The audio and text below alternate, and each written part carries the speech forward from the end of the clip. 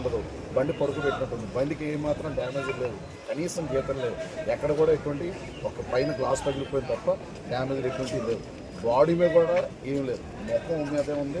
దానికి గల కారణం ఏంటంటే అంత పూర్వం చాలామంది మరి ఈయన ముఖం పగలగొడతామని నాలి కోసేస్తామని ఇలాగ ఫేస్బుక్లోను యూట్యూబ్లో పెట్టినటువంటి సందర్భాలు ఉన్నాయి కనుక ఇది ఖచ్చితంగా హత్య అని మేము అందరం నమ్ముతున్నాం. ఎందుకంటే జరిగిందని మేము నమ్ముతున్నాం. దీని మీద సమగ్ర విచారణ జరిపించమని నిన్నటి ఉదయం నుండి క్రైస్తవ సంఘాలు, నాయకులు, పెద్దలందరూ కూడా నిలబడి డిమాండ్ చేస్తున్నారు.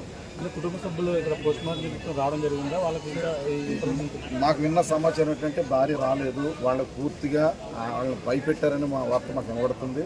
అలాగే వచ్చిన వాళ్ళు కూడా వాళ్ళ భయం ఆందోళనతోనే ఉన్నారు. ఎందుకంటే ఈయన అసలైన వ్యక్తి, ఈయన అద్భుతమైనటువంటి నాయకుడు, సేవకుడు కూడా. అంచేత కుటుంబ సభ్యులు కూడా వ్యక్తిగతంగా భయాందోళనలు ఉన్నారనేటువంటి సమాచారం మాకు అందింది.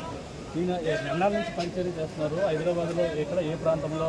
దీనికి 2005లో వివాహం ఏంటంటే అప్పటి నుంచి కూడా 10 years నుంచి ఓన్గా సాఫ్ట్వేర్ ఇంజనీర్ పెట్టి ఆయన ఎండీగా పనిచేస్తున్నారు. దానివల్ల పరిచయం చేస్తున్నారు. టీవీలో కూడా క్రైస్తవుల పక్షాన ఉండే వాస్తవాలు చెప్పే నిజమైన సేవకుడు. హిస్టరీ తెలుసు, అన్నీ కూడా తెలుసు. ఎటువంటి వారికి ఎటువంటి ప్రశ్నలు వేసినా సమాధానం చెప్పే జ్ఞానాన్ని దేవుడు ఇంక ఇచ్చారు.